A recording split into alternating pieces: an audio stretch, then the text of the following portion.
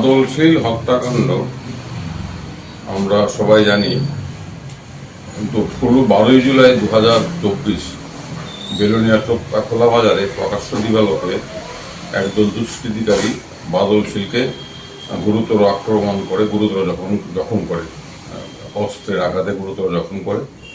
কারণ বাদলশীলের অপরাধ ছিল কোট আনকোট, বাদলশীল জেলা পরিষদ নির্বাচনে প্রার্থী হয়েছিল বিরোধী একটি রাজনৈতিক দলের তরফ থেকে। তাকে শাস্তি দেওয়ার জন্য তাকে হত্যার উদ্দেশ্যে আক্রমণ গঠন এবং গুরুতর আহত বাদলশীল পরদিন জিবি হাসপাতালে শেষ নিঃশ্বাস ত্যাগ করে। বাদলশীল হত্যাকাণ্ডে 7 জন আসামিকে পুলিশ গ্রেপ্তার করে এবং পরবর্তী সময় তদন্ত করে তাদের বিরুদ্ধে হত্যার অভিযোগে চার্জশিট দায়ের করে। তো আসামিরা চার্জশিট দায়ের হওয়ার পূর্বে জামিন পায়নি।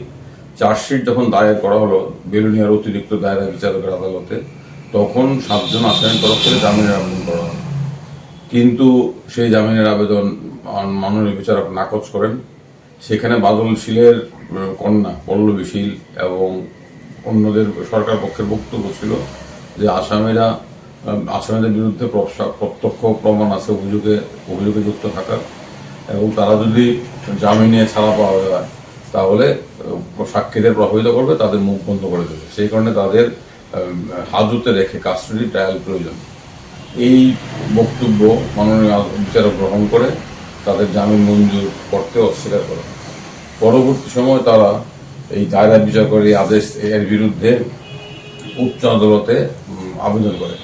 ত্রিপুরা উচ্চ আদালত 7ই মার্চ 2025 সনে এই জামিনের আবেদনকে নাকচ করে বলে যে তাদের বিরুদ্ধে সাক্ষ্য প্রমাণপত্র যথেষ্ট আছে এবং তখন কিন্তু বিচার শুরু হয়ে গেছে। এখন অবধি যে সমস্ত সাক্ষীরা সাক্ষ্য দিয়েছেন তাদের সাক্ষী থেকে প্রত্যক্ষদর্শীর বিবরণ আছে যেখানে আসামিরা সরাসরি হত্যাকাণ্ডে যুক্ত।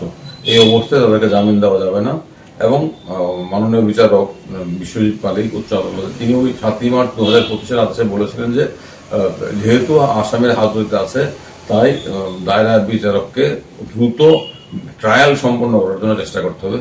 কিন্তু এরা বলেছেন তাদেরকে অ্যাট দিস স্টেজ বেল দেওয়া যাবে না। অ্যাট দিস স্টেজ দেওয়া যাবে না অর্থাৎ কি বিচার শেষ হওয়া না অবধি তাদেরকে বেল দেওয়া যাবে না। এই যখন পরিস্থিতি, ইতিমধ্যে 22 জন সাক্ষী হয়ে গেছে, তখন আমরা দেখলাম 25শে জুলাই 2025 বেলোনিয়া দক্ষিণ ত্রিপুরার অতিরিক্ত দায়রা বিচারক 6 জনকে জামিনে মুক্তি করে দিলেন। এটার বিরুদ্ধে বাদলশীলের কন্যা পল্লবী শীল উচ্চ আদালতে আবেদন করেন যে জামিন বাতিল করা হোক। কারণ যদিও 22 জন সাক্ষীর সাক্ষ্য গ্রহণ পর্ব সম্পন্ন হয়েছে, তাদেরকে জেরা করা হয়ে গেছে, কিন্তু বাকি সাক্ষীরা যারা আছে তারাও এই মামলার ক্ষেত্রে অত্যন্ত গুরুত্বপূর্ণ। এখন যদি 6 জন আসামি জামিনে অবাধে ঘোরাফেরা করে তাহলে তাদের মুখ বন্ধ হয়ে যাবে। ইতিমধ্যে তাদেরকে বিভিন্নভাবে ভয়ভীতি দেখানো হচ্ছে, একটা ভয়ের পরিবেশ তৈরি করা হয়েছে। তো উচ্চ আদালতে আমার সাথে সমর্থিত ঘটা হচ্ছে, আমরা আজকে মাননীয় বিচারপতি বিশ্বজিৎ পালিতের আদালতে আমরা বিষয়টা সওয়াল করেছি। আমাদের বক্তব্য হলো যে অতিরিক্ত দায়রা বিচারক 25শে জুলাই যে 6 জনকে জামিন দিলেন, এটা উচ্চ আদালতের মার্চ 2025 আদেশের পরিপন্থী। কারণ মার্চ 2025 উচ্চ আদালত স্পষ্ট করে পর্যবেক্ষণ দিয়েছিল যে এই মুহূর্তে আসামিদের জামিন দেওয়া যাবে না, কারণ তাদের বিরুদ্ধে সাক্ষ্য প্রমাণ যথেষ্ট আছে এবং বিচার পর্ব শেষ হোক, যাতে উচ্চ আদালত এও উল্লেখ করেছিল যাতে করে দ্রুত বিচার সম্পন্ন হয়। তাই আমরা বলেছিলাম 7ই মার্চ 2025 আদেশের পরিপ্রেক্ষিতে নিম্ন আদালত কিংবা দায়রা বিচারক যে জামিনের আদেশ দিয়েছেন এটা বিচার বিভাগীয় শৃঙ্খলার পরিপন্থী এবং অত্যন্ত অদ্ভুতভাবে আপনার 25শে জুলাই 2025 আদেশে অতিরিক্ত দায়রা বিচারক 7ই মার্চ 2025 একই বিষয়ে উচ্চ আদালতের আদেশের উল্লেখই করেন। এটা আমরা উচ্চ আদালতের নজরে এনেছি এবং এটাও ঘটনা যে পাবলিক প্রসিকিউটর রাজু দত্ত আদালতে বলেছেন আমাদের বক্তব্যের পর উনি যখন বলার সুযোগ পান, উনিও বলেছেন যে এটা জুডিশিয়াল ডিসিপ্লিনের পরিপন্থী এবং আসামিদের বিরুদ্ধে ইতিমধ্যে যথেষ্ট সাক্ষ্য প্রমাণ পাওয়া গেছে। এই মুহূর্তে তাদেরকে জামিন দিয়ে উচ্চ আদালত নিম্ন আদালত ভুল করেছেন কিংবা উচ্চ আদালতের আদেশের পরিপন্থী কাজ করেছেন। তো আমাদের বক্তব্য শোনার পরে জামিন কেন বাতিল করা হবে না, এর জন্য 6 জন আসামিকে কারণ দর্শানো নোটিশ জারি করা হয়েছে এবং নিম্ন আদালত অতিরিক্ত দায়রা আদালতের নথি তলব করা হয়েছে। এবং আরেকটা বিষয় হলো রেজিস্টার জুডিশিয়ালকে এই বিষয় সম্পর্কে তদন্ত করার জন্য মাননীয় উচ্চ আদালত বলেছেন।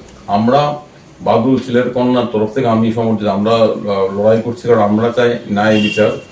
এবং যদি এই আসামিরা প্রভাবশালী, তারা যদি এখন জামিনে থাকে, ইতিমধ্যে ভয়ভীতি দেখানো শুরু হয়ে গেছে, হুমকি নানাভাবে দেওয়া হচ্ছে এবং সারা রাজ্য জুড়ে একটা ভয়ের ভয়ঙ্কর পরিবেশ।